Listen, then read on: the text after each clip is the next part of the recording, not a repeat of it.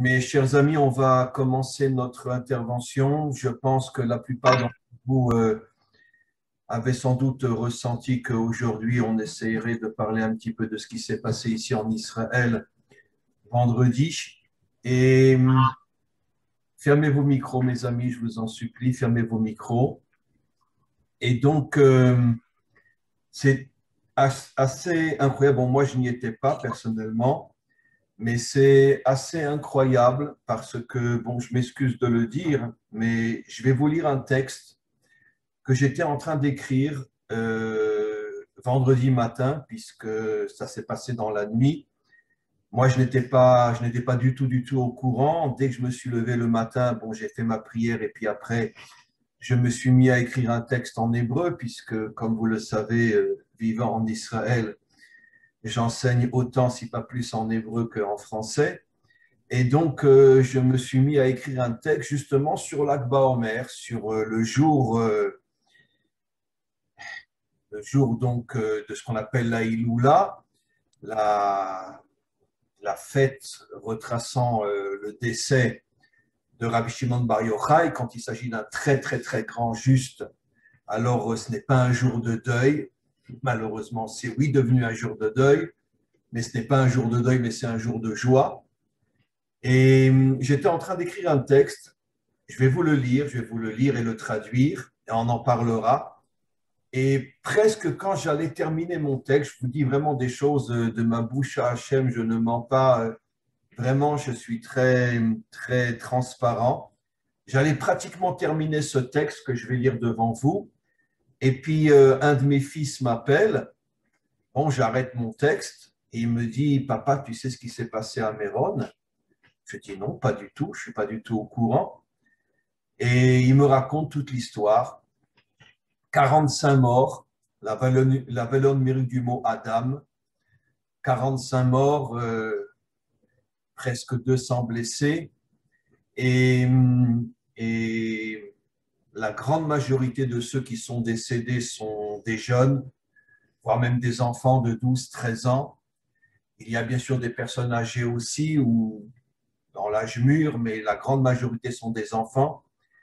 Et j'étais absolument pas au courant. Et dans mon texte lui-même, que je vais vous traduire dans quelques instants, je termine par cette phrase, on vient de me téléphoner pour me dire ce qui s'est passé à Méron, je n'étais absolument pas au courant. Et je dis, c'est absolument incroyable comment le texte que j'étais en train d'écrire, sans être absolument au courant de ce qui se passait, de ce qui s'était passé à 1 heure du matin à Méron, comme ce texte, il semblerait vraiment que c'est un texte qui vient d'en haut, parce que comme vous allez le voir, c'est stupéfiant. Je parle de notions qui se sont réalisées malheureusement à Méron. Alors, je vais commencer le texte avec vous. Et bon, c'est un texte en hébreu, donc je le traduis directement en français. Et on en parlera bien sûr après. Alors, j'écris. L'Akba Omer, l'Ak, c'est-à-dire le 33e jour du Homer, tombe dans l'attribut divin, puisque vous savez qu'il y a 49 jours qui séparent la sortie d'Égypte du don de la Torah. Le don de la Torah, c'est le 50e jour, et chaque jour correspond à un attribut divin. Et le jour de l'Akba Omer correspond à l'attribut divin qu'on appelle Od Sheba Od. La semaine, c'est la semaine de Od, et le jour de la Iloula de Rabbi Shimon Bar Yochai, c'est Od Sheba Od. C'est-à-dire, je vais expliquer, ne vous inquiétez pas, les filles à Sod, d'après les explications des maîtres des secrets, Od Sheba Od ou Adin Sheba Din. La sphira Od Sheba Od fait allusion à la rigueur de la rigueur. Ça veut dire, en français, l'extrême rigueur. Une rigueur absolument incroyable. Et je pose une question, comment ce jour peut-il être appelé l'extrême rigueur? Et encore une fois, je ne suis pas du tout au courant de ce qui vient de se passer à 1 heure du matin à Méron. Et je pose la question, pourquoi ce jour s'appelle la rigueur de la rigueur, alors que le mot Od veut dire la reconnaissance, dire merci. Comme on l'a souvent expliqué entre nous, le premier mot qu'un juif dit lorsqu'il ouvre les yeux le matin, Modé Ani, je te suis reconnaissant Hachem de m'avoir redonné la vie. Et le premier mot qu'il sort de sa bouche, c'est le mot Modé, qui veut dire merci. Ah donc, je pose une question, comment ce jour peut être, d'après nos maîtres, la rigueur de la rigueur, l'extrême rigueur, alors que c'est un jour de grande reconnaissance, au point que, au moment où j'écris ça, je suis en train de m'imaginer ce qui se passe à Méron, des danses, des chants, etc. Et là, j'explique, mais il faut comprendre que la véritable reconnaissance, le véritable merci, est précisément dans les temps d'obscurité, quand la rigueur est extrême et que l'homme arrive à dévoiler la lumière qui se cache à l'intérieur de l'obscurité. Je l'ai souvent expliqué, quand tout va bien et qu'on a une vie très agréable, même si on est quelqu'un de croyant et qu'on dit merci à Hachem, en vérité, on se dit merci à soi-même, parce que finalement, on kiffe, on est content, on est heureux, on est bien. Bon, alors si on est croyant, on n'oublie pas que peut-être ça vient aussi de lui, mais bon, c'est un merci très superficiel. Le vrai merci, la vraie reconnaissance, comme j'explique dans ce texte, c'est quand on se trouve en pleine obscurité, lorsque de grandes rigueurs s'abattent sur nous, et que malgré tout, on a cette émouna, on a cette confiance absolue que derrière cette obscurité se cache un bien inimaginable. D'ailleurs, c'est le cours que j'ai monté ce matin sur mon site, que vous verrez, où j'explique, ce cours, je l'ai fait bien sûr bien avant l'histoire de Méron, mais c'est absolument incroyable, je l'ai fait il y a quelques jours, juste avant l'histoire de Méron, où j'explique que Dieu se cache dans le mal plus qu'il se cache encore dans le bien. Écoutez, ce cours, c'est un cours absolument extraordinaire. Et donc, j'ai souvent expliqué dans mes cours que dans ce monde, en vérité, nous n'avons strictement aucune compréhension de la manière dont Hachem dirige le monde. Et comme je l'ai souvent expliqué, et je vais continuer mon texte, ce qui est absolument incroyable, c'est que les plus grandes lumières d'Hachem se cachent précisément dans les situations qui, vues de l'extérieur, sont les plus obscures et les plus malheureuses. J'ai souvent donné cet exemple, je m'excuse de le répéter pour la milliardième fois, mais en 1945, on sort de Auschwitz, et en 1948, 3 ans seulement après, on fête la renaissance d'Israël sur sa terre. En 3 ans seulement, qui ne comprend pas que derrière cette situation incompréhensible et inexplicable se cachait une lumière qui se dévoile 3 ans après la renaissance d'Israël sur sa terre. Et donc, je continue mon texte. Donc, encore une fois, que l'homme doit arriver à comprendre et à dévoiler la lumière qui se cache au plus profond de l'extériorité. Parce que la lumière la plus forte se cache toujours dans l'obscurité la plus forte. Et c'est la raison pour laquelle aussi, j'explique, Rabbi Shimon Bar Yochai, le maître du Zohar, a eu le mérite de dévoiler le Zohar précisément dans cette période qui a été l'une des périodes les plus dures pour le peuple juif. Les Romains étaient déjà en Israël, il n'y avait que des massacres inimaginables. Les Romains avaient l'intention de liquider les 2 tiers d'Israël, puis d'exiler après le tiers qui resterait. C'était une période de très, très, très, très grand malheur où, comme je l'ai souvent expliqué, hommes, femmes, enfants, nourrissons étaient pratiquement tous les jours massacrés par milliers, par dizaines de milliers. Et Rabbi Shimon Bar Yochai vivait cette période-là. Et donc une période de meurtre, d'assassinat venant des Romains. Lui-même a dû se cacher dans une grotte pendant 13 ans parce que sa tête avait été mise à prix, parce qu'il faisait partie de la minorité des maîtres d'Israël qui pensaient qu'il fallait continuer à se battre contre les Romains, quitte à ce que le sang coule encore plus qu'il ne coulait déjà. La grande majorité des maîtres d'Israël pensaient qu'il fallait trouver un compromis avec les Romains, mais lui faisait partie de cette minorité, peut-être 2, 3 sur des centaines, qui disait que non, on n'a pas le droit de faire un compromis avec les Romains, il faut continuer à se battre jusqu'au bout. Et ces paroles sont arrivées aux oreilles des dirigeants romains qui étaient en Israël.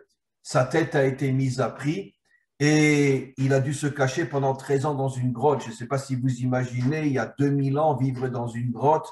Quand il est ressorti, tout son corps était rempli de boutons, rempli de cicatrices. Il était au point que la première personne qu'il a rencontrée quand il est sorti, c'était son beau-père. Son beau-père s'est mis à pleurer et lui a dit « Mais comment c'est possible que tu sois dans cet état-là » Il avait vraiment l'apparence d'un lépreux. Et il lui a répondu, ça confirme ce texte-là, « Heureusement que je suis comme tu me vois, parce que si je n'étais pas comme tu me vois, je n'aurais pas pu dévoiler la lumière du Zohar. » Ça veut dire que Rajbi c'est les initiales, Rabbi Shimon Bar Yochai, Rajbi savait que précisément dans les moments les plus douloureux se cache une lumière inimaginable et ceux qui ont la émouna, ceux qui ont cette force, cette croyance véritable de ne pas se laisser impressionner par l'obscurité sont capables de trouver et de dévoiler cette lumière. Je continue. Et donc Rabbi Shimon Bar Yochai a traversé de très très grandes épreuves, mais justement, parce que sa force venait de la rigueur, c'est-à-dire il était capable de briser toute la vitrine qui correspond à l'obscurité et de rentrer à l'intérieur de cette obscurité comme il est rentré dans une grotte sombre, sans lumière, sans rien pendant 13 ans.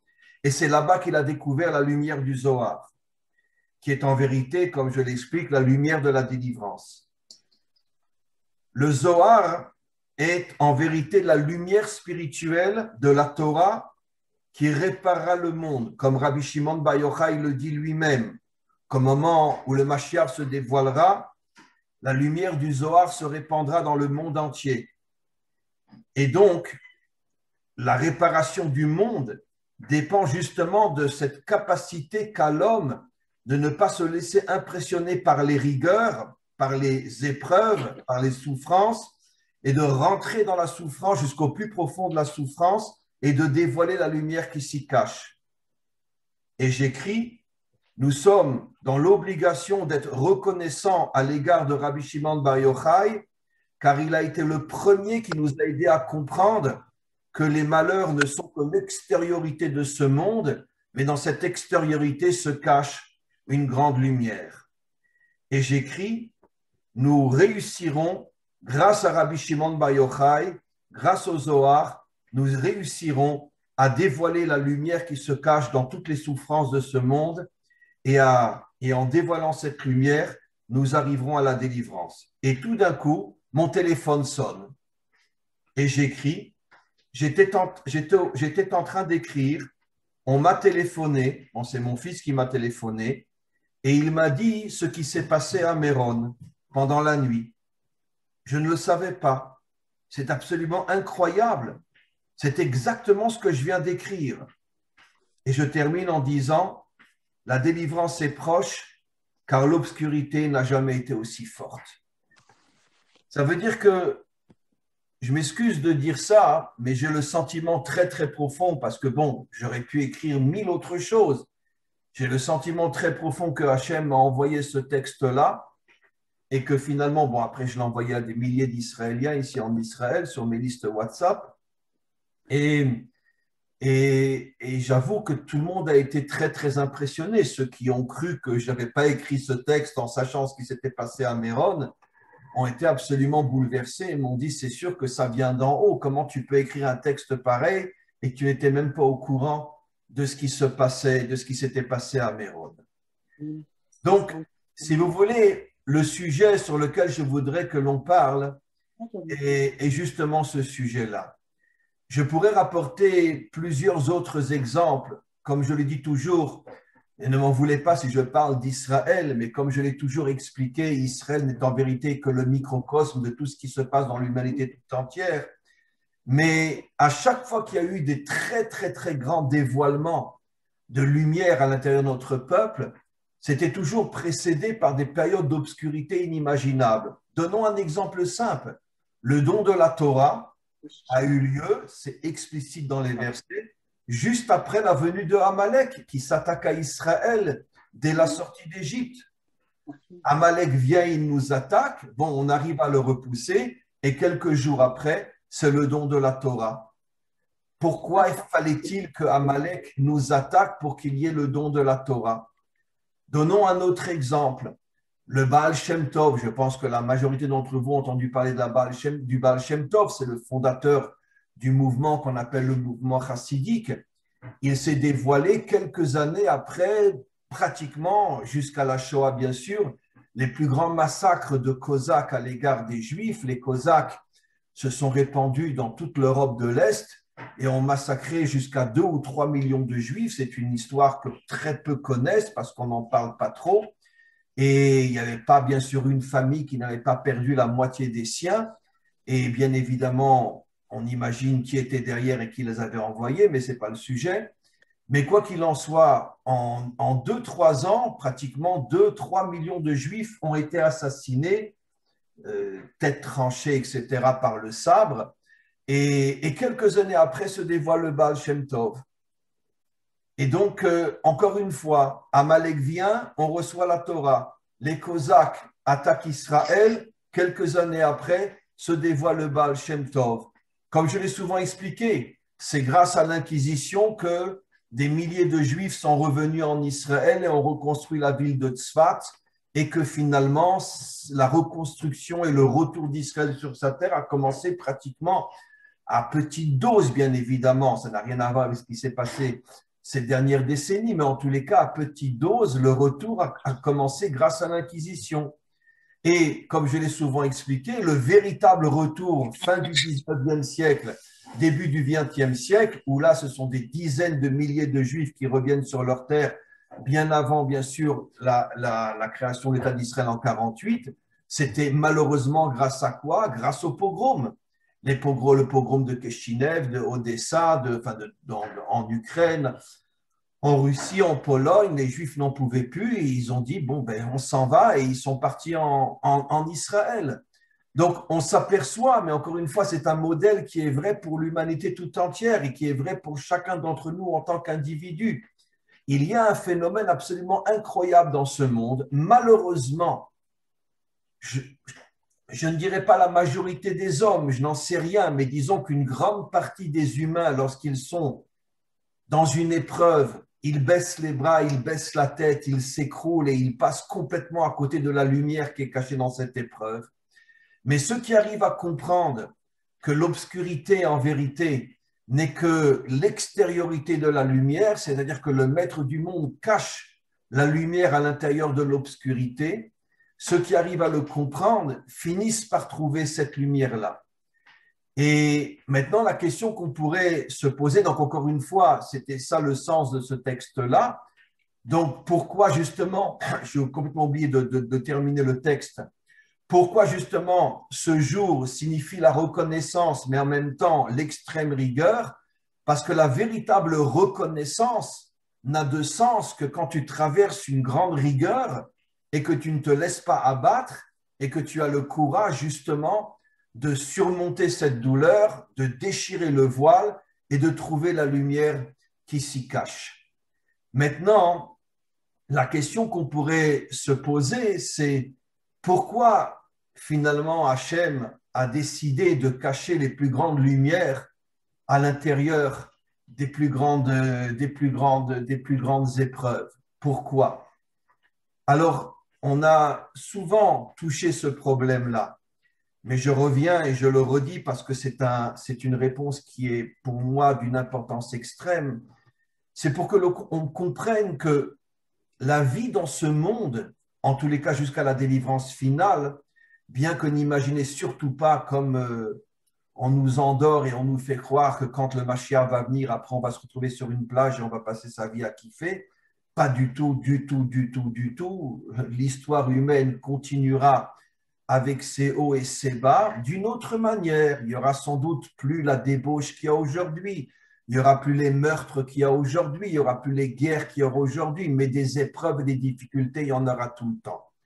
Mais en tous les cas, nos maîtres expliquent que ce monde et comme on pourrait dire comment on appelle ça? Euh, un terrain d'entraînement. Comment on appelle ça à l'armée, les soldats qui s'entraînent? Bon, j'oublie un petit peu mon français, c'est pas grave. Un champ d'entraînement. Et comment qu'on définit un bon soldat dans toutes les armées du monde? Mais sa capacité justement de surmonter toutes les épreuves de l'entraînement. Et les meilleurs vont entrer dans des unités spéciales, dans des unités de commando, des unités d'élite, etc. Les moins meilleurs dans des unités combattantes, mais qui ne sont pas au niveau comme je l'ai souvent expliqué, mais ce n'est pas seulement en Israël. Je ne veux pas citer de nom, peu importe. Comme vous le savez, j'ai enseigné pendant quelques années à l'armée dans les unités combattantes. Mais, mais il y a des unités combattantes où parmi les épreuves que passent nos soldats, c'est aussi fou que ça paraisse, mais parce que ça peut leur arriver, il y a des séances de torture. Ça veut dire on torture des gosses de 18, 19 ans pour voir comment ils vont tenir, parce que si jamais ils sont pris du côté syrien ou du côté libanais ou peu importe où, c'est sûr que c'est ce qu'ils vont traverser. Et donc, s'ils arrivent à surmonter ces tortures, alors ils peuvent rentrer dans cette unité d'élite. Et donc, il y a des choses absolument incroyables, mais ce n'est pas que chez nous, évidemment. Dans tous les pays, les unités d'extrême élite passent aussi par des épreuves inimaginables. Mais pourquoi? Quel est le but? Mais pour faire de toi un véritable guerrier, pour faire de toi un homme qui n'a plus peur de rien, un homme qui est à un niveau qu'on ne peut même pas imaginer. Aucun d'entre nous n'est capable d'imaginer ce que sont ces soldats mystérieux que personne ne connaît, qui sont dans des unités d'élite inconnues dans tous les pays du monde, ce qu'ils ont traversé pour arriver à cet endroit-là. Mais comment ils ont pu surmonter une séance de torture? Comment ils ont pu surmonter le fait d'être jetés comme en Israël? Souvent, ils sont jetés dans le désert pendant 4 ou 5 jours, sans eau, sans nourriture, sans rien. Et il faut que de même, ils arrivent à retrouver le chemin pour sortir du désert. Et on les jette dans des endroits où, à vision humaine, il n'y a aucune raison, il n'y a aucune possibilité pour s'en sortir. Et finalement, ils arrivent, oui, à s'en sortir. Alors pourquoi? Mais parce qu'ils sont motivés par la certitude que s'ils arrivent à traverser ces épreuves pratiquement inhumaines, eh bien finalement, ils vont devenir les héros de leur pays. Ils vont devenir les sauveurs d'une certaine manière de leur pays, parce que c'est grâce à ce genre de soldats que finalement un pays peut affronter tous les dangers inimaginables qui l'attaquent, surtout Israël jusqu'à aujourd'hui. Donc, on a besoin de former ces soldats à un niveau qui dépasse la compréhension, qui dépasse l'entendement. Et je peux vous garantir que même les parents ne savent pas ce qu'on fait à leurs enfants, parce que s'ils l'apprenaient, ils viendraient avec un fusil et ils fusilleraient tout le monde. Comment vous osez torturer mon fils? Donc, même les parents ne sont pas au courant de ce qui se passe au niveau de leurs enfants. Je parle vraiment dans les unités de très, très, très haut niveau. Et donc, eux ont compris que le but est de devenir, d'une certaine manière, bon, j'aime pas le mot sauveur, mais de devenir un gardien de leur peuple, un protecteur de leur peuple. Exactement de la même manière, il faut qu'on comprenne une fois pour toutes, malheureusement, le monde occidental fait tout pour nous détourner complètement du véritable sens de notre vie. Ça veut dire que le monde occidental fait tout pour que finalement on recherche le plaisir, la facilité, la tranquillité, l'argent, les vacances et tout le reste. Mais ça fait des millénaires que les maîtres nous enseignent que ce monde, on n'est pas là pour s'amuser. Alors évidemment qu'on a le droit d'avoir des vacances et on a le droit d'avoir des moments de bonheur, évidemment. Ne me prenez pas à la lettre. Mais comme un soldat, une fois qu'il a terminé son épreuve, on lui donne quelques jours de repos et il va s'amuser, évidemment. Mais c'est pour après mieux revenir dans l'obscurité. Ben nous, c'est exactement la même chose. Tous les plaisirs qu'on a dans ce monde ne sont que des moments où on se renforce pour retourner après dans l'obscurité. Parce que le véritable sens de notre vie sur Terre, c'est justement de devenir des héros, de devenir des hommes et des femmes qui atteignent des niveaux de émouna, des niveaux de force qui font que finalement, on n'a plus peur de rien. Plus rien ne peut nous écraser, plus rien ne peut nous faire peur. Et c'est pour ça qu'on est dans ce monde, dans cette partie de l'histoire jusqu'à la délivrance finale. Après, on verra déjà ce qui se passera. Mais croyez-moi, ça ne sera pas la plage et ça ne sera pas Saint-Tropez, ça c'est sûr. Mais quoi qu'il en soit, pour l'instant, on est sur un champ d'entraînement.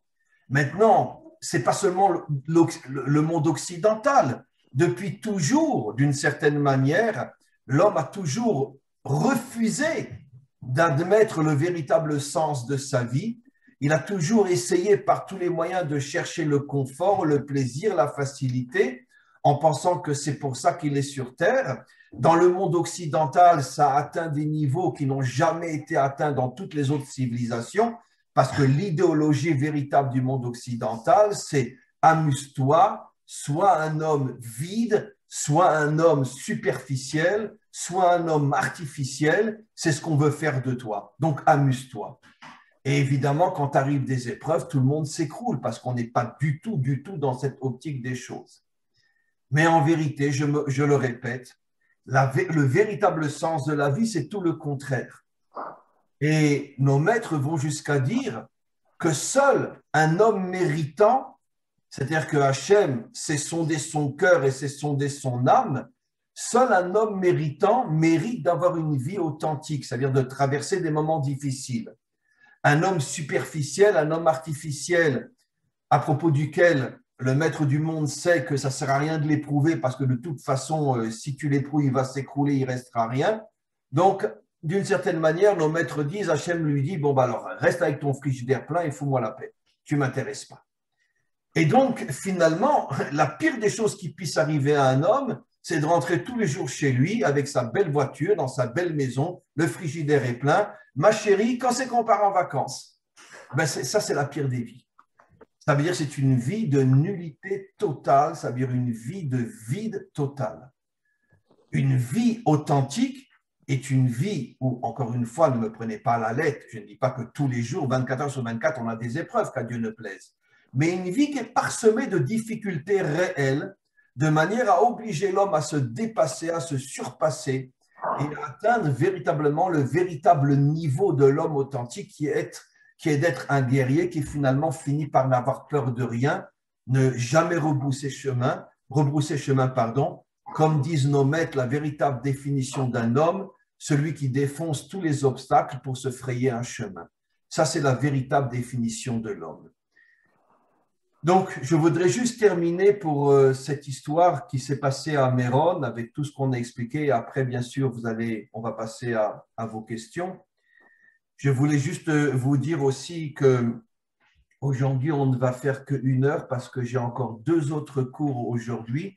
J'ai un cours cet après-midi à 4 heures qui sera sur le site avec la communauté juive de Istanbul, les Turcs. Et ce soir, j'ai aussi un autre cours à 7 heures. Donc, j'ai besoin de me préparer et de ménager un petit peu mes forces aussi parce que 3 heures dans une journée, c'est énorme. Donc, quoi qu'il en soit, je voulais revenir maintenant à cette affaire qui s'est passée à Méron. Un jour qui est censé être l'un des jours les plus joyeux de notre calendrier, 45 morts, la majorité des enfants. Il y a eu 2 fois 2 frères qui sont morts aussi, 2 frères Ashkénazes et 2 frères séfarades qui sont morts. Ça veut dire donc, vous imaginez les parents dans quel état ils sont. Il y a un père qui a perdu son fils et il n'a même pas pu aller à l'enterrement de son fils parce qu'il est blessé à l'hôpital. Et, enfin, c'est absolument, on ne sait pas encore exactement, enfin bon, tout le monde sait plus ou moins ce qui s'est passé. Le gros problème qu'il y a à Méron, c'est que c'est un endroit qui n'a malheureusement, bon, je ne cherche pas à critiquer, ne me prenez pas à la lettre, mais c'est malheureusement un endroit qui est resté comme il était encore il y a 500 ans. Ça veut dire l'État n'a jamais investi véritablement à cet endroit des structures qui permettent, il y a des centaines de milliers de personnes qui se retrouvent à Méron en un jour. Dans les 24 heures, il y a pratiquement plus d'1 million de personnes, 1,5 million, pratiquement 2 millions de personnes qui vont là-bas. Pas forcément 2 millions au même moment, mais il y a des centaines de milliers de personnes au même moment. Et malheureusement, les structures sont restées les mêmes qu'il y a 500 ans. Rien n'a été construit, ni vraiment de route, ni de place où les gens peuvent se réunir sans s'écraser les uns les autres. Et je vous avoue, personnellement, excusez-moi de dire, mais il y a quelques années, j'étais moi à Méron, j'ai failli y rester parce qu'on était les uns sur les autres. Je me suis senti étouffé. Vraiment, par miracle, je suis arrivé à me faufiler et à m'échapper parce que c'était des milliers de personnes les uns sur les autres. On n'arrivait même plus à respirer. Donc, c'est sûr que d'une certaine manière, il y a un problème. Il y a un problème, je ne vais pas maintenant sur le plan extérieur, que l'État n'a jamais véritablement rien fait pour construire cet endroit au point de permettre à des centaines de milliers de personnes de s'y retrouver sans être en danger. Un autre problème vient aussi de ceux qui y étaient, parce que, on le sait aujourd'hui, la police et même le ministère de la Santé avaient recommandé qu'il n'y ait pas des centaines de milliers de personnes là-bas, parce que malgré tout, c'est dangereux.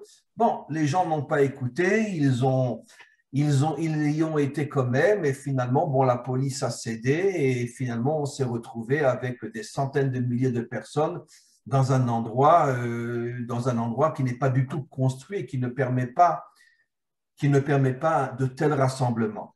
Alors, tout le monde est plus ou moins fautif sur le plan extérieur, ceux qui y ont été, euh, les gouvernements qui, depuis la création de l'État d'Israël, n'ont jamais rien fait pour transformer ce lieu en un lieu où vraiment on peut y aller sans se mettre en danger. Mais bon, ça, ce sont toutes les raisons extérieures qui existent malgré tout. Mais la raison profonde, la raison véritablement cachée, celle du maître du monde, c'est évident que je pense que personne n'est capable de la décrypter, de l'expliquer. C'est quelque chose qui dépasse complètement l'entendement. Comment le maître du monde peut-il permettre que le jour qui est censé, encore une fois, être l'un des jours les plus joyeux de notre calendrier, il y a un tel drame? Et on en revient toujours au même problème, mes amis. Comme je ne cesse de l'expliquer, ne prenez pas mal ce que je vais dire, parce qu'encore une fois, vous me connaissez, je pense avec le temps, je ne cherche pas ni à critiquer, ni à humilier, ni rien. Mais je pense que toutes ces approches, le Dieu d'amour, le Dieu de bonté, le Dieu de la clémence, le Dieu de la pitié, le Dieu de la charité, je pense qu'il faut arriver une fois pour toutes à se nettoyer de tous ces mensonges. Je n'ai pas dit que Dieu n'est pas le Dieu de la clémence, Dieu de la pitié, mais pas comme nous le comprenons. Pas comme nous le comprenons. Le problème, c'est quoi l'idolâtrie? C'est que l'homme projette sur Dieu sa manière à lui de comprendre les choses. C'est-à-dire que le fini projette sur l'infini des notions finies. Ça n'a aucun sens. Ça n'a aucun sens. Même si Dieu est un Dieu d'amour, tu penses que l'amour au niveau de Dieu est tel que tu le comprends toi à ton niveau? Ça n'a aucun sens. Ça n'a aucun sens. Et donc, je pense qu'il faut qu'on comprenne une fois pour toutes. Et malheureusement, je pense que plus on va se rapprocher de la délivrance finale et plus le monde va rentrer dans des périodes très, très, très difficiles, comme nos maîtres nous ont prévenus il y a déjà des millénaires que juste avant la délivrance finale, il y aura la guerre de Gog et Magog, il y aura des conflits armés dans le monde entier, il y aura énormément de problèmes partout dans le monde. Pourquoi? Encore une fois, comme je l'ai expliqué, parce que plus l'obscurité extérieure est grande et plus la lumière cachée est immense.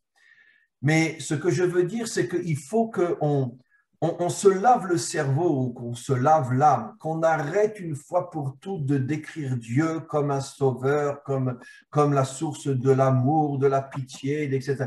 Ça, ce sont des notions idolâtres. Il faut qu'on comprenne une fois pour toutes que nous avons une émouna sans limite, une foi, une confiance sans limite à l'égard d'Hachem. Mais nous ne pouvons pas le comprendre. Jusqu'à la délivrance finale où le Mashiach commencera à dévoiler des choses qu'on ne peut même pas imaginer. Mais pour l'instant, on pourrait dire la seule connexion authentique avec le maître du monde, c'est la Emouna. C'est quoi la émouna? J'aime pas traduire par le mot foi en français, je préfère dire confiance. C'est-à-dire une confiance absolue que tout ce qu'il fait cache un bien inimaginable. Mais nous ne le comprenons pas. Nous ne le comprenons pas. Et ça, c'est la véritable relation avec le vrai Dieu, qui est la plus difficile. Parce que si d'un côté, je dis je ne le comprends pas, mais d'un autre côté, je suis attaché de toutes mes forces à lui, comment c'est possible? Je ne le comprends pas. C'est pour ça que les hommes ont inventé des dieux complètement illusoires, le dieu de l'amour, le dieu, le sauveur, le dieu de la pitié, le dieu de la bonté, etc. Parce que l'homme avait besoin de se créer quelque chose qui correspond à sa compréhension à lui des choses. Mais en vérité, tout ça, c'est comme je le dis tout le temps, ce sont des inventions, ce que j'appelle moi les religions, qui sont le venin du serpent. La véritable croyance, c'est de se dire, je suis prêt à donner ma vie pour lui, je suis attaché à lui comme à rien d'autre, avec autant de force, mais je ne peux pas le comprendre. Il y a des fois, on peut, oui, le comprendre, mais dans la majorité des cas, on ne peut pas le comprendre. Parce que dans ce monde, le seul lien authentique avec le maître du monde, c'est la émouna, la confiance absolue que même si son comportement à l'égard du monde dépasse l'entendement, choque, révolte, nous met parfois en colère, mais je ne te lâcherai pas. Je terminerai juste avec cet exemple extraordinaire d'Abraham que j'ai déjà cité des centaines de fois. Quand Hachem lui apprend qu'il va détruire Sodome, Abraham se met en colère et il va jusqu'à insulter Dieu. Il lui dit, attends, je ne comprends pas. Celui qu'on appelle le juge du monde ne sait même pas rendre justice. Il lui rentre dedans. Mais il est quand même resté Abraham. Il n'a jamais lâché de l'ombre d'un milliardième, de milliardième de l'épaisseur d'un cheveu. Ça veut dire, qu'est-ce qu'il a voulu dire, Abraham? Je ne te comprends pas, mais qu'est-ce que tu fous? Mais ce n'est pas possible. Qu'est-ce que tu fais? Explique-moi. Mais ça ne l'a pas empêché de rester Abraham, avec une connexion infinie à l'égard du Maître du monde. Ça, c'est la vraie croyance. Accepter un Dieu qu'on ne comprend pas et malgré tout être attaché à lui plus fort qu'à n'importe quelle autre chose dans ce monde. Ça, c'est la véritable croyance. Et c'est cette croyance qui nous permet d'avoir une véritable relation avec le véritable Dieu et pas tous les fantasmes religieux qu'on nous a vendus depuis des millénaires et qui nous écartent complètement et totalement de la véritable connexion avec le véritable maître du monde. Voilà, mes amis, on peut passer maintenant aux questions avec un grand plaisir. Vous pouvez, ceux qui veulent poser une question, réouvrir le micro. Je voulais juste vous demander, mais bon, je sais d'avance que vous serez d'accord, comme c'est malgré tout un échange très, très important entre nous, je vous demande la permission de le mettre sur le site pour tout le monde parce que j'ai reçu des tas et des tas de messages me demandant de faire un cours sur ce qui s'était passé à Méron. J'avoue que faire un cours, véritablement, j'en avais pas la force et pas la motivation. Avec vous, oui. Et donc, ça permettra d'en faire profiter aussi d'autres. Voilà, y a-t-il des questions? Oui, si vous voulez bien, j'ai une question, c'est moi. En fait, il y a deux choses qui m'étonnent et que j'arrive pas à comprendre avec cette affaire du Mont Méron. C'est euh, pourquoi est-ce que autant de gens éprouvent ce besoin d'aller sur une tombe tous ensemble le même jour? Est-ce qu'il n'y a pas quelque part une idolâtrie dans le fait d'avoir besoin de toucher quelque chose comme si c'était une image? Et ça me fait penser un peu à ce que vous disiez à une autre occasion au sujet je crois que c'est sur la tombe de Breslev, où énormément de Juifs vont en Ukraine, qui est un pays pas très accueillant pour les Juifs, mais ils y vont quand même, donc ce qui sert quand même beaucoup l'économie de l'Ukraine. Pourquoi avoir ce besoin d'aller là-bas, surtout en ce qui concerne Bar Yochai? Tous les vendredis soirs, on chante les louanges de Bar Yochai. Donc, c'est quoi j'aimerais comprendre pourquoi on a ce besoin d'y aller par milliers à cet endroit Centaines le de jour. milliers. Centaines de milliers, voilà. Deuxième, Je vais d'abord deuxième, répondre à votre première question, Marc, et après je vous laisse poser d'accord, la deuxième question. Alors, figurez-vous que pas plus tard que ce matin, quelqu'un m'a posé exactement la même question sur Facebook. Et, et exactement les mêmes mots que les vôtres. Vous posez une question extrêmement délicate et comme je dis souvent, je veux dire, je ne sais pas, mais moi, on me met toujours dans un champ de mine. Si je fais un faux pas, je saute. Et, et donc,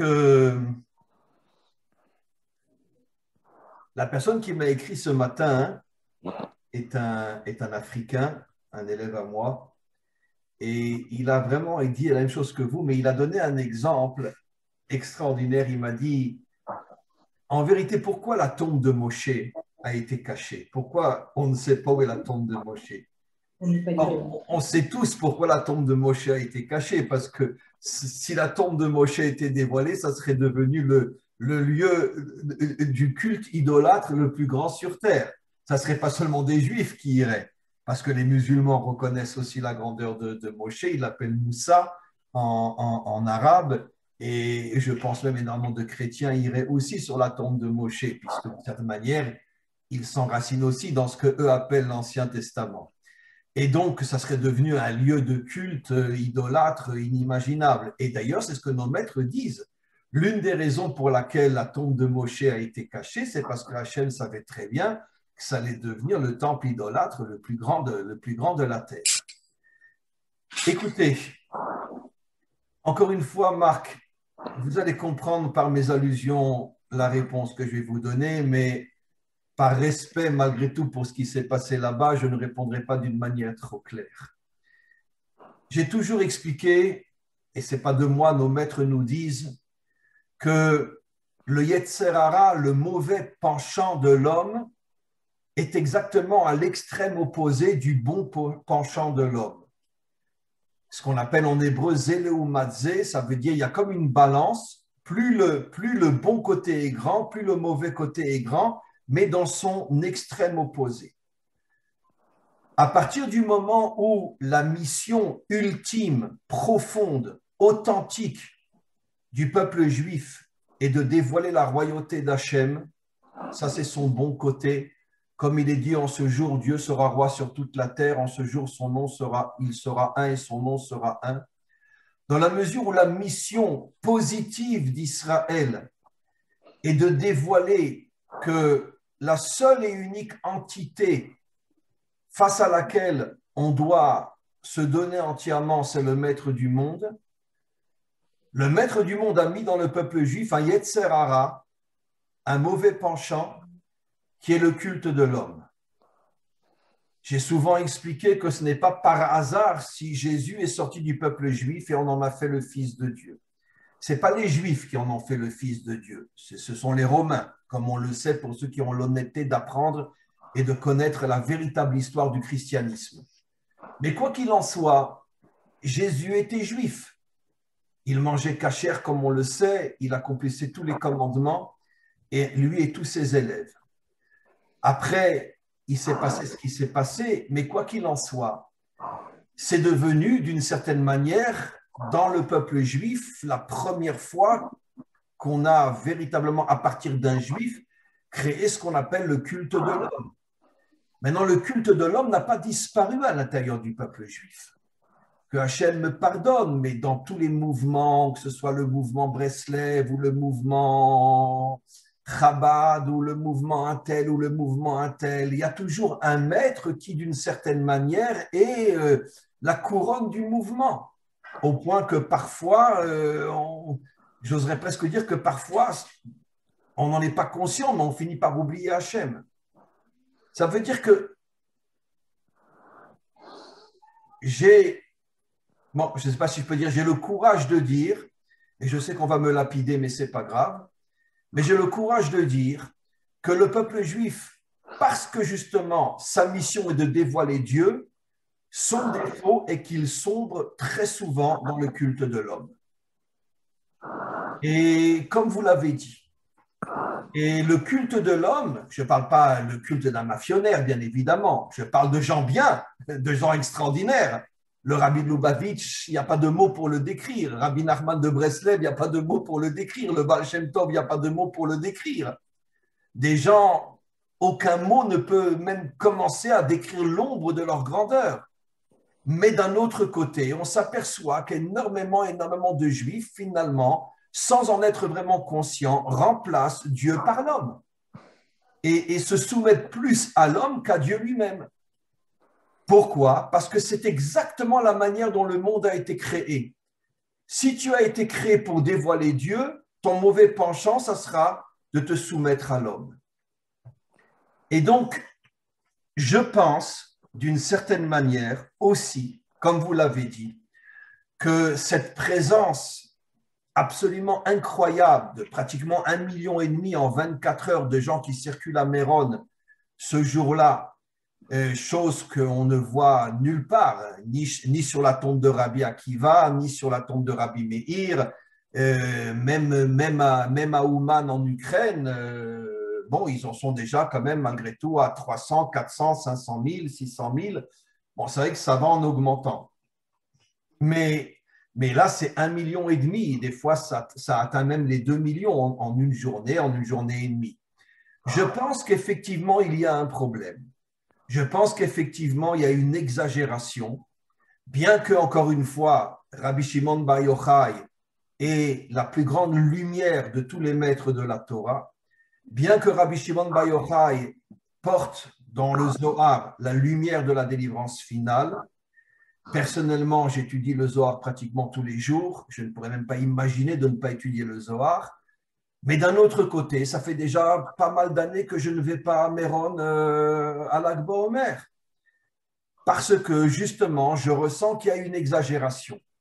Il y a une exagération, il y a une exagération dans le culte de l'homme par rapport au culte d'Hachem. Et je vais demander à Hachem de me pardonner pour ce que je vais dire, mais on ne trouvera jamais toute l'année autant de monde au Kotel que sur la tombe de Rabbi Shimon Bar Yochai. Et ça, c'est la plus grande preuve de ce que vous avez dit, cher Marc.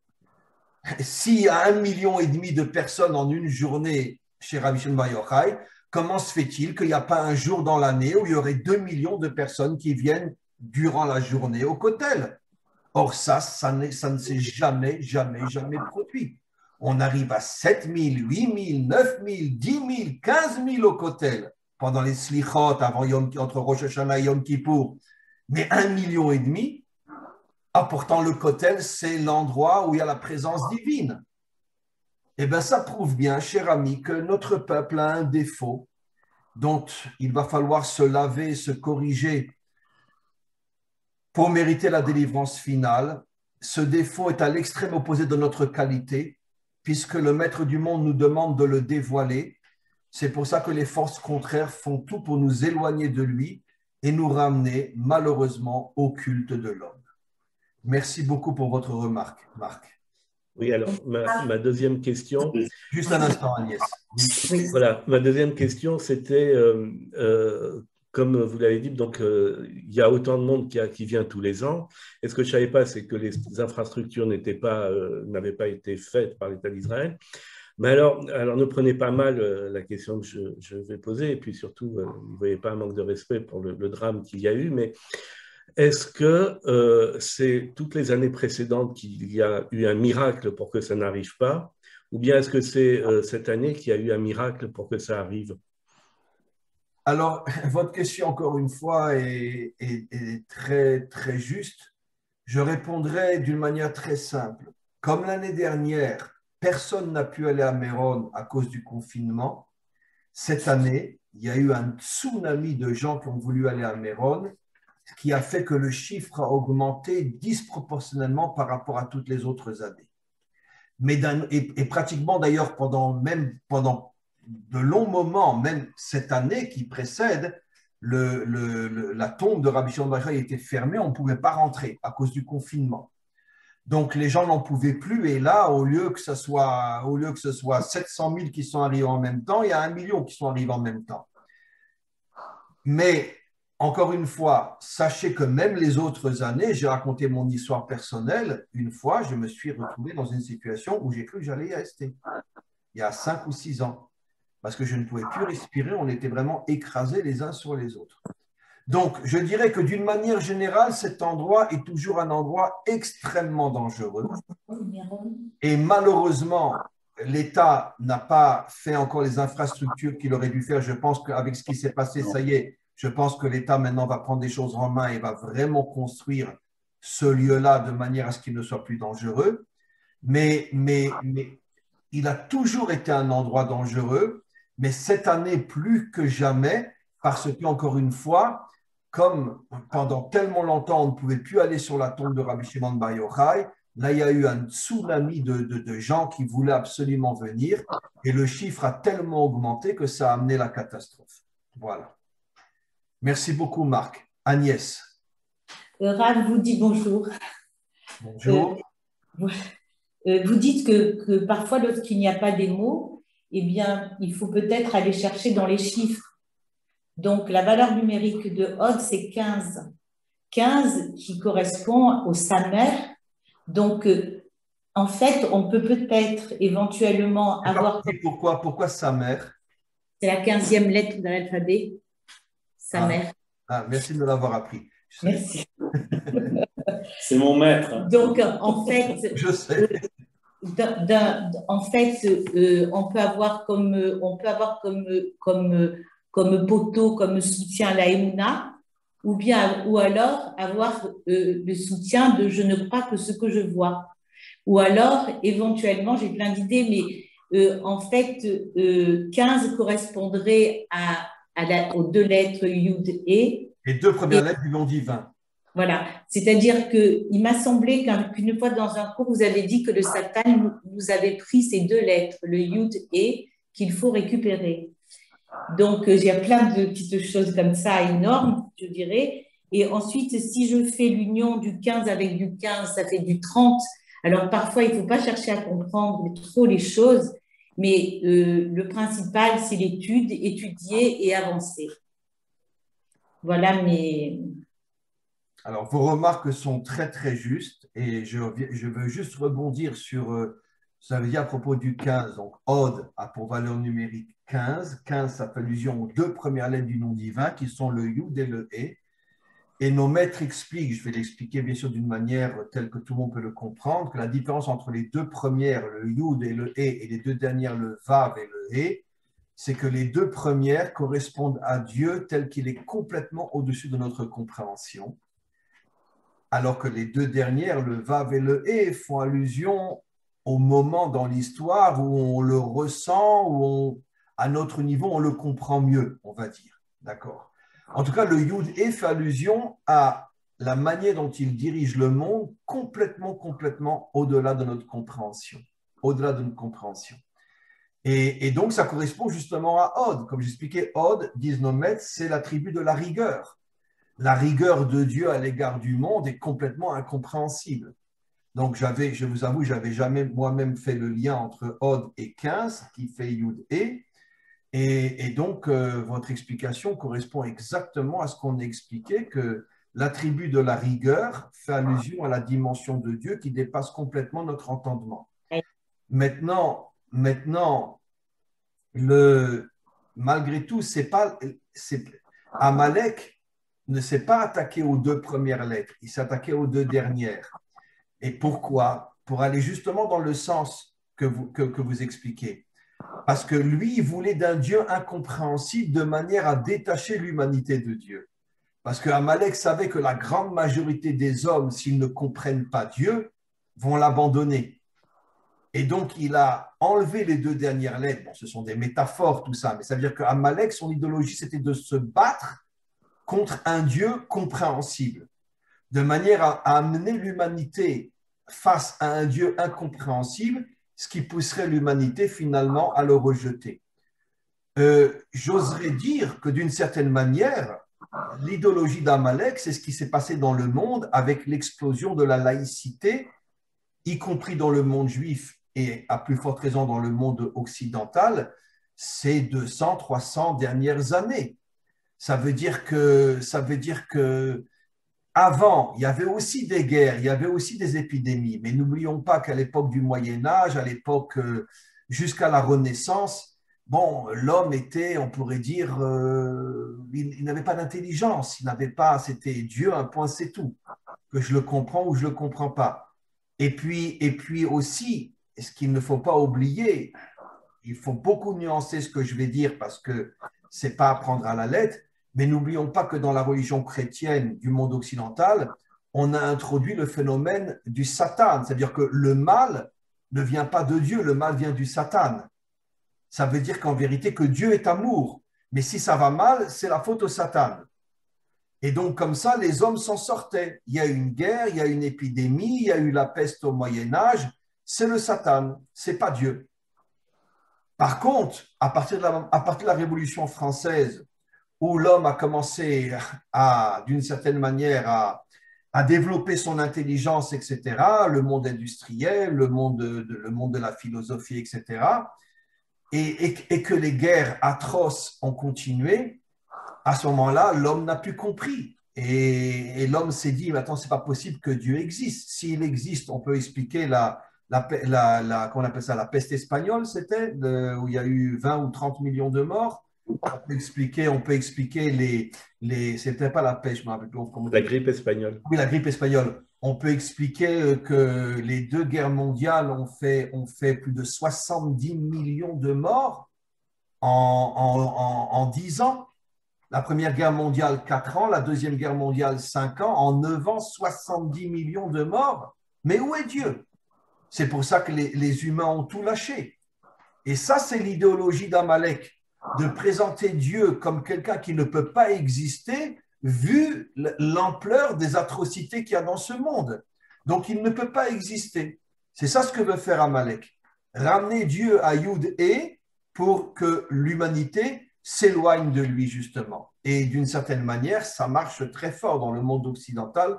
Ça marche très, très, très fort, puisqu'aujourd'hui, 90%, enfin, on va dire 70% des Occidentaux, même s'ils vous disent qu'ils croient en Dieu, ils croient en Dieu comme ils croient dans leurs chaussettes, quoi. Mais je veux dire, ils n'ont aucun attachement à Dieu véritablement.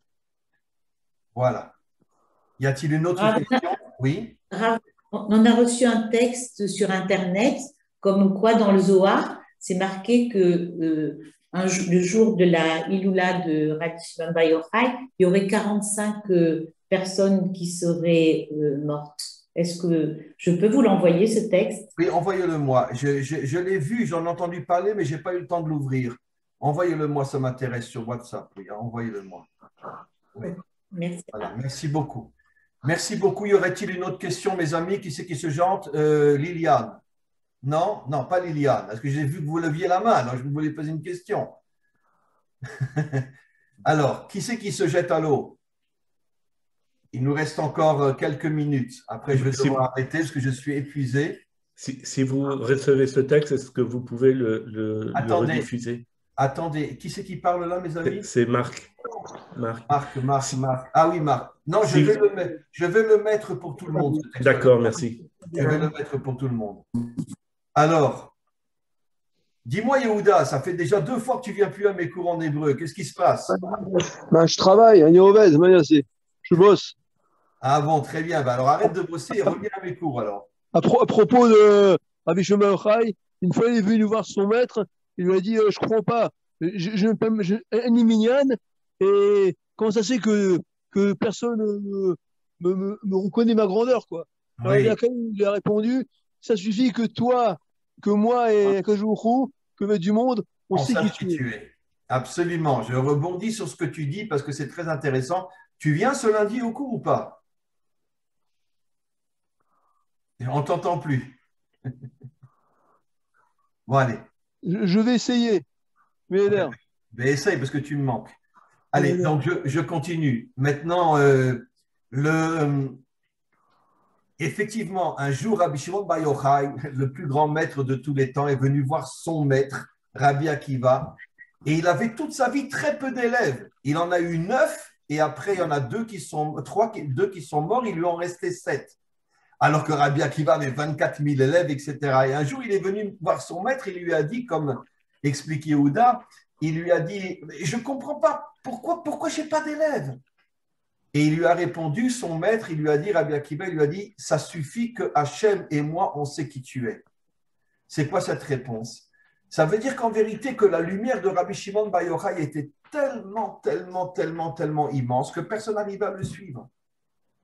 Et d'une certaine manière, j'oserais presque dire que sa lumière correspondait à la lumière d'Hachem. Ça veut dire au-dessus de notre compréhension. Et à son époque, il avait 9 élèves. Vous imaginez 9 élèves? 9 élèves. Moi, je suis le plouc du plouc et j'en ai des milliers. Alors, comment c'est possible? Il en avait 9. Parce qu'il était à un tel niveau que les gens n'arrivaient pas à le suivre. Et il avait 9 élèves. Mais qu'est-ce qu'on comprend de là? Et tu sais quoi, Yehuda? Ce que tu me dis me fait rebondir même sur ce qui s'est passé à Méron. Peut-être justement, c'est peut-être un signe aussi que la lumière de Rabbi Shimon dépasse tellement l'entendement qu'il peut se passer des choses que personne ne comprend. Et encore une fois, évidemment qu'un jour on comprendra que tout était pour le bien. Mais peut-être que ce que tu as dit, tu vois, je n'ai pas rebondi sur le moment, Yehuda, mais peut-être que justement, peut-être ce que tu as voulu dire, c'est que justement, cet enseignement reste vrai jusqu'à aujourd'hui. La lumière de Rabbi Shimon dépasse l'entendement, et c'est pour ça qu'au moment de Saïloula, il peut se passer des choses qui dépassent l'entendement. Absolument.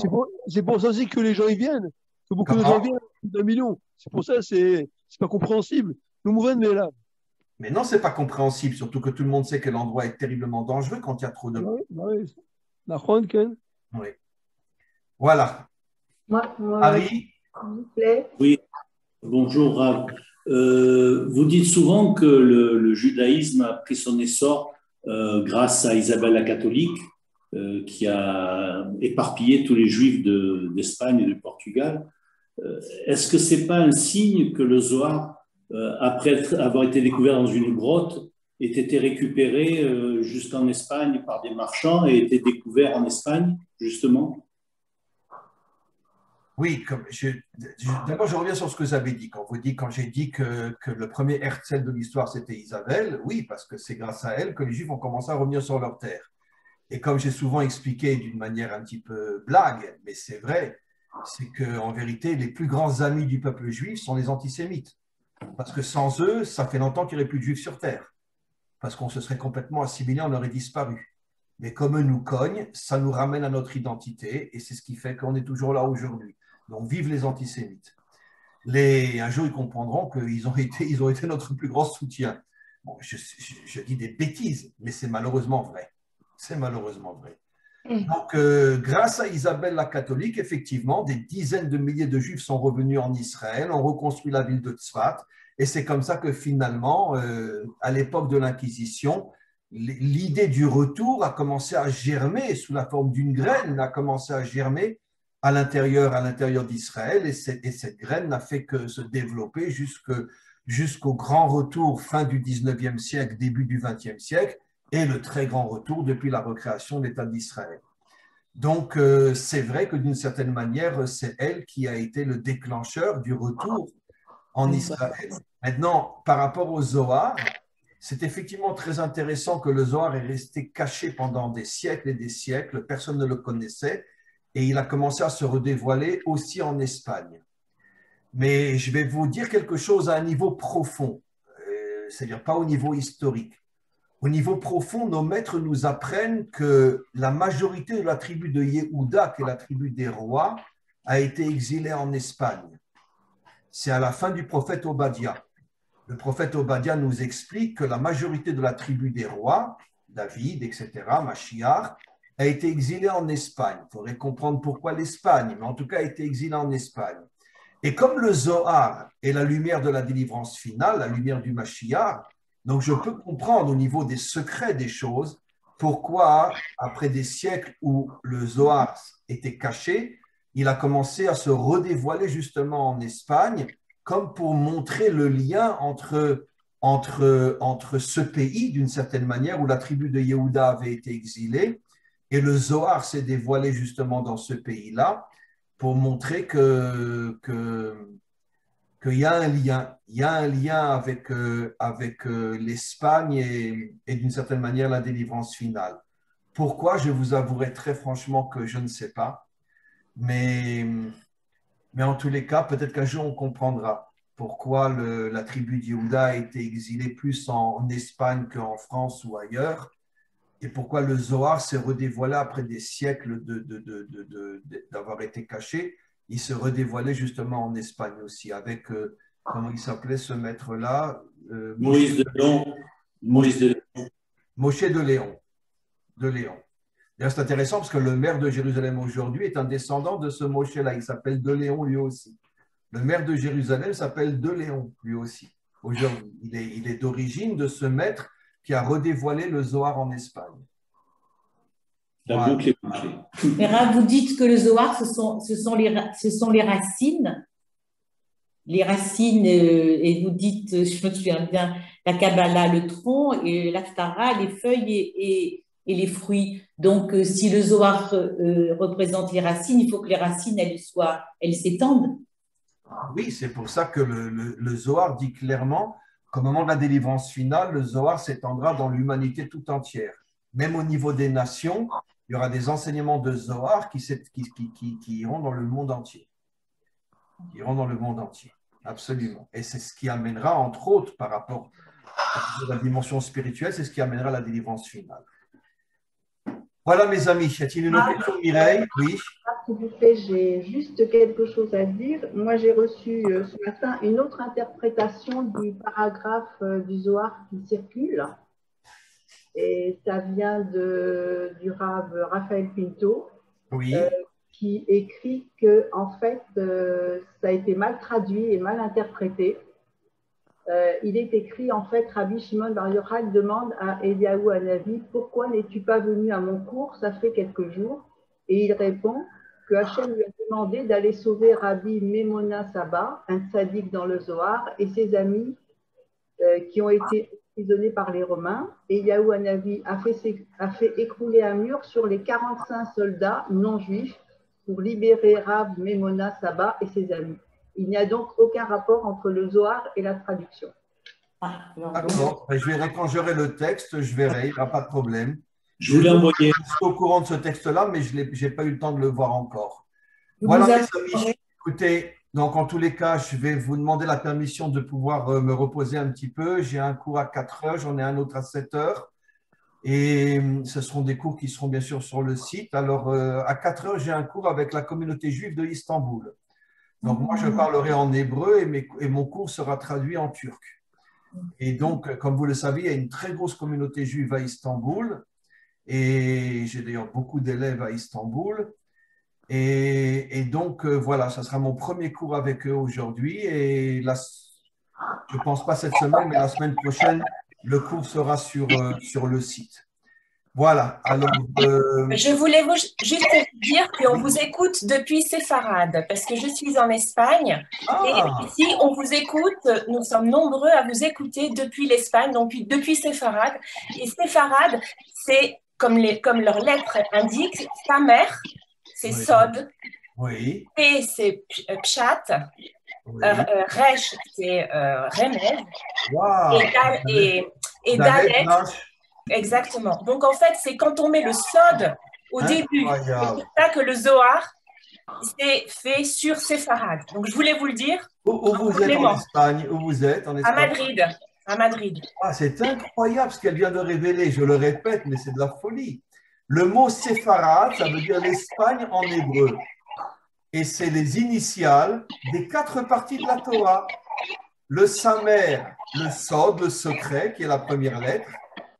Le P, le Pshat, le sens littéral. Le Resh, le Remez, le sens allusif. Et le Dalet, le Drash, des explications plus profondes. Incroyable. Alors là, il aura fallu que j'attende combien d'années pour avoir cette explication du mot séfarade. Merci énormément. Et bien maintenant, on a compris. Vous voyez, Harry, pourquoi tu parles en Espagne? Parce que le mot séfarade contient les 4 parties de la Torah. Le sens littéral, le sens allusif, le sens plus profond et les secrets. Incroyable. Incroyable. Jamais j'ai fait le lien entre les deux. Merci beaucoup, beaucoup à vous tous. Merci pour cette explication extraordinaire sur le mot séfarade. Et on se retrouve, si Dieu veut, la semaine prochaine. Alors, la semaine prochaine, on fera un cours sur Jérusalem parce que dimanche soir et lundi, c'est Yom Yerushalayim, c'est le jour de Jérusalem, le jour de la libération de Jérusalem pendant la guerre des 6 jours.